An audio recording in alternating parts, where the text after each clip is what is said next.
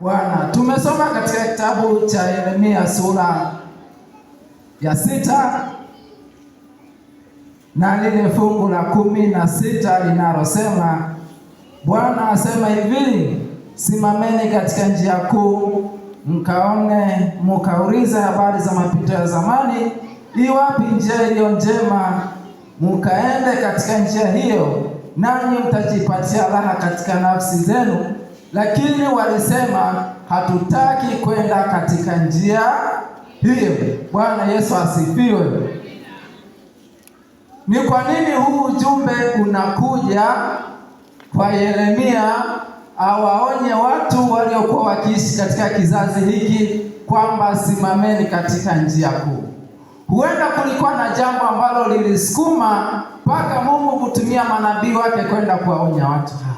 Kwani katika nyakati za kina Yeremia mambo yalikuwaje? Kwa ufupi ni kwamba Israeli tangu kutolewa Misri walianza kufundishwa maagizo ya Bwana.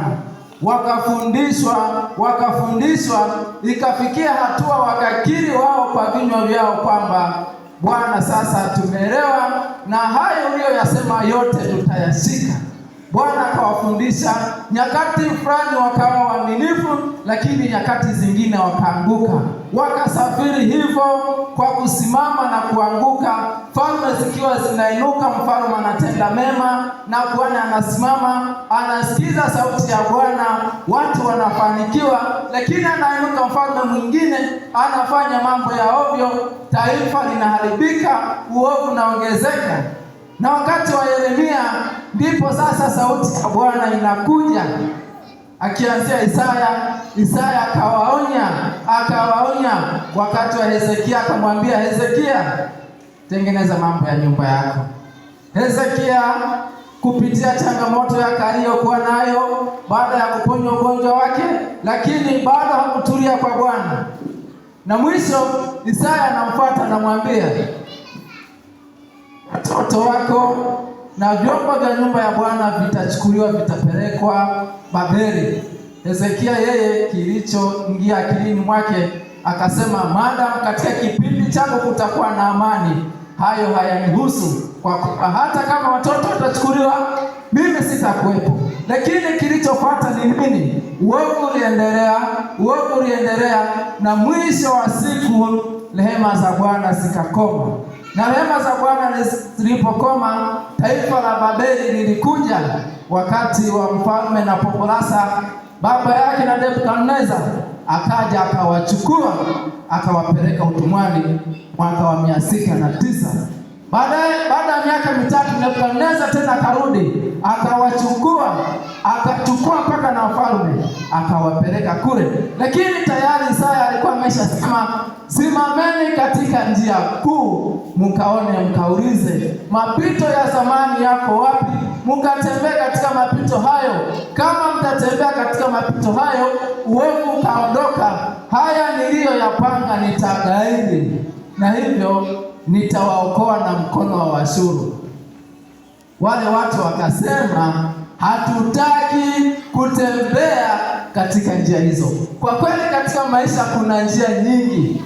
Wakati mwingine hizo njia zinaweza zikaonekana kupendeza, watu wakakusifu, watu wakakufurahia, wakikutazama wakakushangilia kwamba unatembea katika njia zenyewe, lakini mwisho wa siku zikawa ni njia za mauti, kama katika kitabu cha Misali sura ya 14 fungu la 12 linavyotuambia.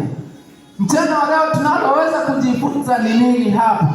Kwamba wakati wa Yeremia wanaambiwa simameni katika njia kuu, mkaone, mkaulize, walikuwa wanaambiwa wasimame katika njia za zamani, wakaulize njia za zamani ambazo akina Ibrahimu na akina Isaka walitembea, ambazo akina Yakobo walikuwa wanapitisha mifugo zao, ambazo watu wa zamani walikuwa wanatembea, ama walikuwa wanaambiwa wakasimame katika njia kuu za Yerusalemu, ambapo watu walikuwa wakipita mara kwa mara nyakati za zamani.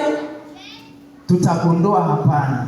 Mungu alikuwa amewafundisha njia zake, taratibu zake, namna wanavyoweza kuishi hapa duniani kama taifa la Israeli.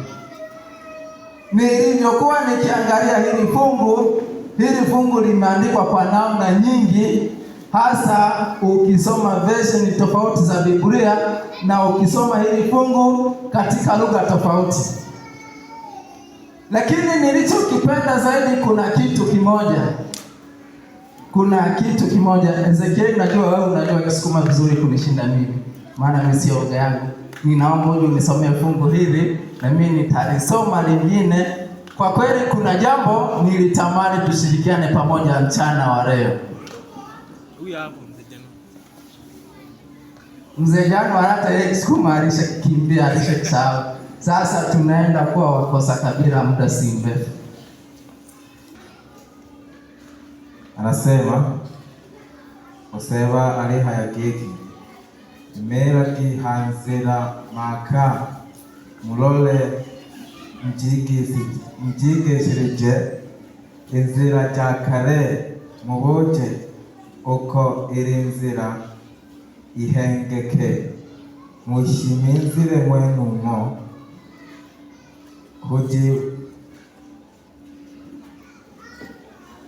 huji kwifura inkoro njimwe ariyo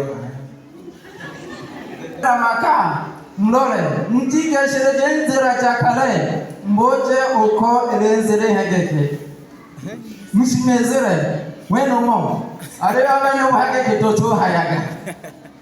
Wakakataa, wanaambiwa simameni katika njia za zamani. Lakini kuna lugha nyingine mimi niliipenda.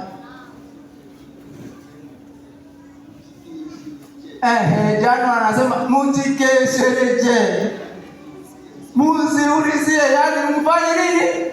Muziulizie. Hapa tutakuwa pamoja na Bukuru. Anasema uku niku uhora wagize ati muhagarare mu mayira mwitegereze mubaze inzira za kera, inzira ziza iyo ariyo mjana, maze mzoronka uburuhukiro mitima yanyu. Ariko ndavuga abiteka titujoja. Sasa hapa sijui ni Kiingereza juu nini. Ila mimi nilichotaka tu kichukue hapa ni kitu hiki hapa, kwamba agize ati muhagarare mayira mwitegereze. Kuitegereza ni kukaa ukaangalia. Wasukuma wanasema kukengera, yani unakaa makini unaangalia. Lakini jambo lingine ambalo nililolipenda zaidi, ukisoma kwenye hii Biblia habari njema, na ndipo kiini cha somo kilipo, hili fungu linasema the Lord said to his people, Bwana anawaambia watu wake, stand at the crossroad and look, ask for the ancient path, and where the best road is, walk in it, and you will live in peace. But they said, no, we will not. Kwamba Bwana anasema kwa watu wake, simameni katika njia kuu.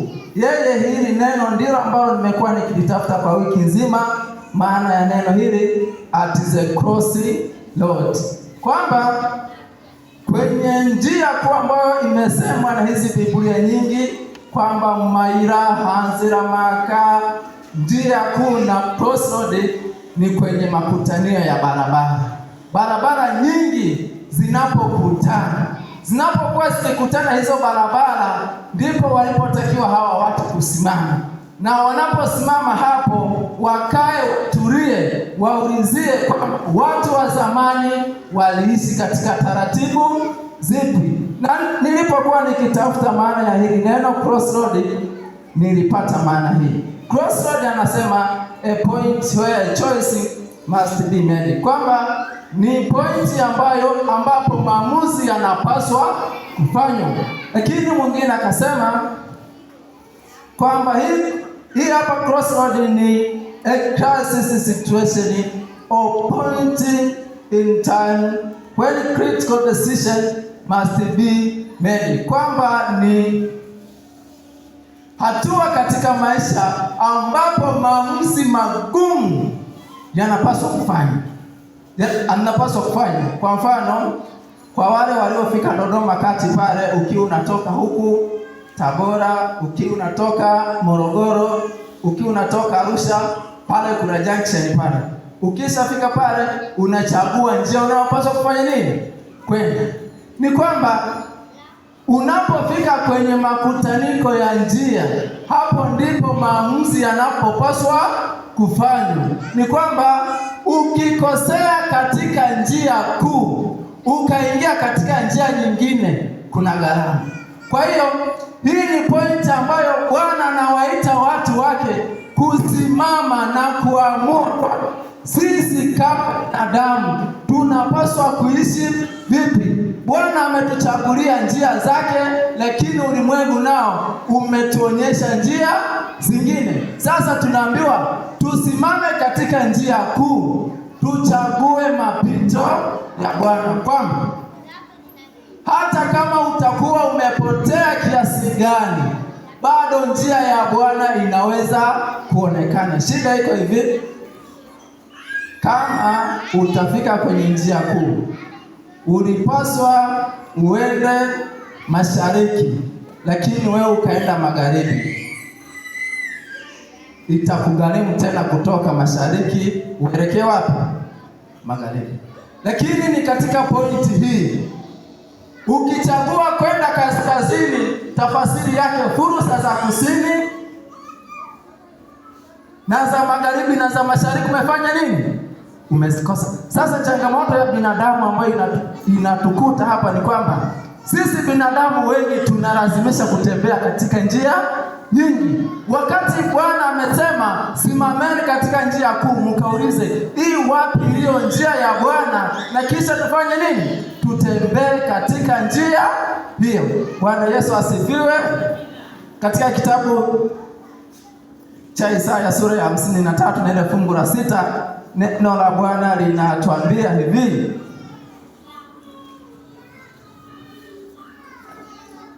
neno la Bwana linatuambia hivi: sisi sote kama kondoo tumepotea, kila mmoja wetu amegeukia njia yake mwenyewe.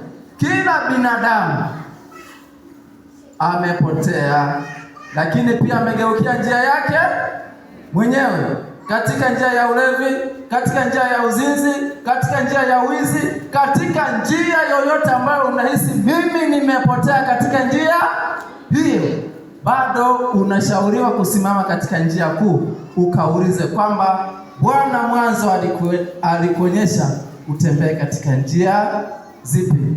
Iko hivi, waliowahi kuchunga kondoo wanalijua hili. Kondoo anapokuwa kisafiri, huenda akabaki nyuma, atakapogundua amepotea, ndipo hapo akili itakapoanza upya tena. Kwa mfano, akiwa na safiri, labda ametoka Katoro, wako wengi kondoo hao, akafika hapo, kondoo wengine wakakatisha kuja huko, yeye akajikuta yuko peke yake. Hapo hata pasahau, atakuwa anakimbia kwenda huku, anakosa ramani, anarudi kwenye ile pointi ya kwanza aliyogundua kwamba amefanya nini?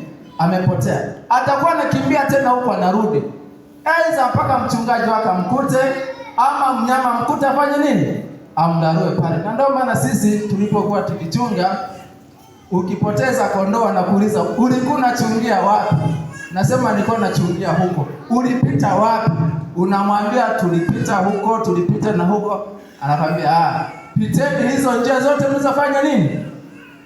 Mlizokuwa mkichunga. Na kwa kweli mlipokuwa mkifanya hivyo, mkuta yule kondoo. Tunaweza tukajifunza nini mchana wa leo? Tunaweza tukajifunza nini mchana wa leo? Bwana Yesu asifiwe. Kwa wale wote ambao mnaohisi muko katika njia iliyo salama, mchana wa leo ninawahubiri, endeleeni kutembea katika njia hizo. Muombeni sana Mungu awasaidie njia za Bwana mkaziache. maana mtakapoziacha itawagharimu tena kutoka katika njia hizo. Huenda wengine bado hawajaelewa. Kwa mfano, waliojichanganya wakajikuta wameingia katika njia zingine, kutoka kule ni gharama. Hebu fikiria mwanaume aliyejichanganya akajikuta amekuwa na bi mdogo pembeni. Yule bi mdogo kwa kweli amezaa naye watoto na ameshamjengea nyumba, na tunajua changamoto ya bi mdogo huwa ni mzuri kuliko bi nani. Si tunafahamu ukweli ni kwamba ukinunua suruali ya kwanza, ukienda kutafuta ya pili, utakuwa umejua madhaifu ya suruali ya ngapi? Kwa hiyo ile suruali ya pili kuiacha itakugharimu. Watakapokuwa wanakwambia hii suruali ya pili iache, utasema kwa kweli ninapaswa kuiacha, ila ninachokipata kule ni tofauti na wapi? Itakugharimu, na usipoangalia huenda ukafia huko. Na huo ndio ukweli. Mliosimama katika njia mnazohisi hizi ndizo njia za Bwana, mchana wa leo ninawaambia tembeeni katika njia hizo. Mtakapoziacha, njia ya Bwana ya kutoka huko ipo, lakini kutoka huko ni gharama, na wakati mwingine kutoka huko inaweza siwe rahisi, ikawagharimu, na wakati mwingine ikasababisha maumivu makali. Kwa hiyo mnaweza katika kwamba mko njia za Bwana ambazo ziko salama, tembeeni katika njia hizo mpaka Bwana atakapo wakuta. Lakini wale wote mnaohisi kwamba kwa kweli sisi njia tulizo nazo sio salama, mchana wa leo ninawahubiri, nendeni mkasimame katika njia kuu, muulize njia za Bwana ziko wapi. Kila mmoja anajua mapito yake. Kila mmoja anajua alikokosea. Kila mmoja anajua kinachomwangusha kila siku. Hauna haja ya kwenda kwa jirani kumuuliza kwamba hivi rafiki yangu, mimi unahisi kinachoniangusha ni nini? Kuna fungu hapa zuri ninaomba nilisome. Ninaomba nilisome hapa Yeremia sura ya 6.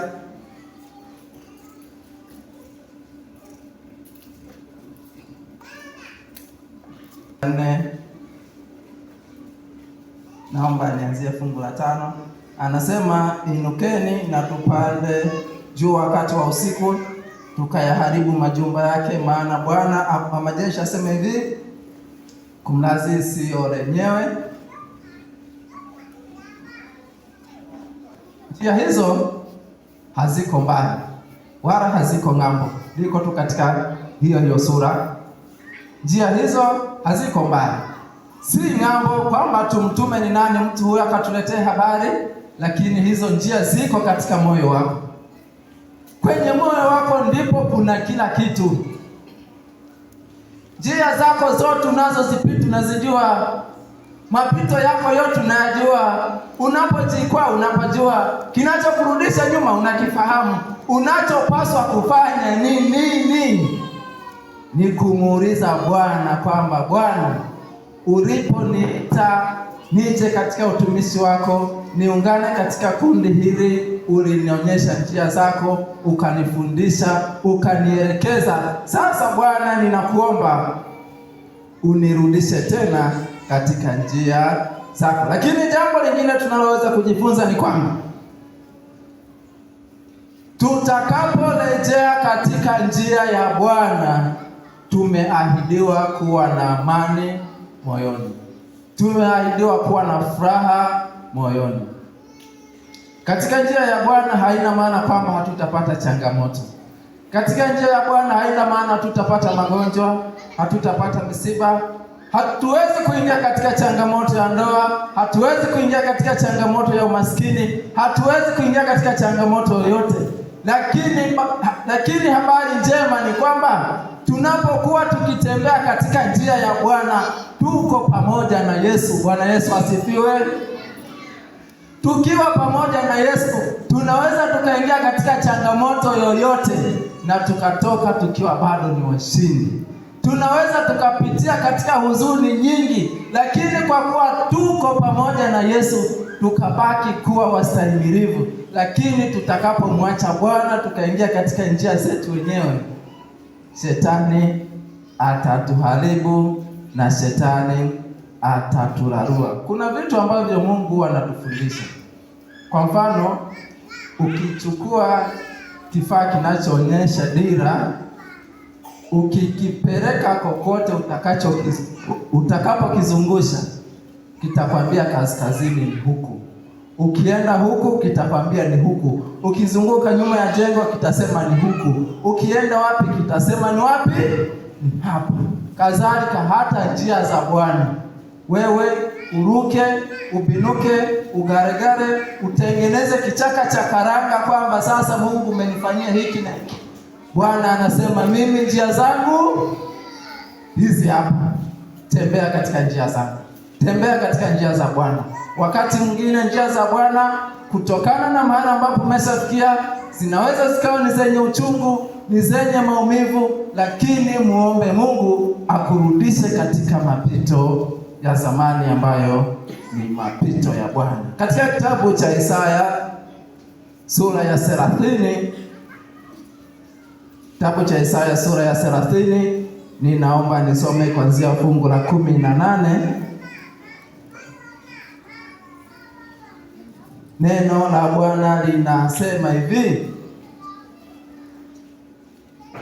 30 fungu la 18 linasema, kwa ajili ya hayo Bwana atangoja, ili awaonee huruma, na kwa ajili ya hayo atatukuzwa, ili awarehemu, kwa maana Bwana ni Mungu wa hukumu, heri wote wamngojao. Fungu la 19, kwa maana watu watakaa katika Sayuni, huko Yerusalemu, wewe hutalia tena.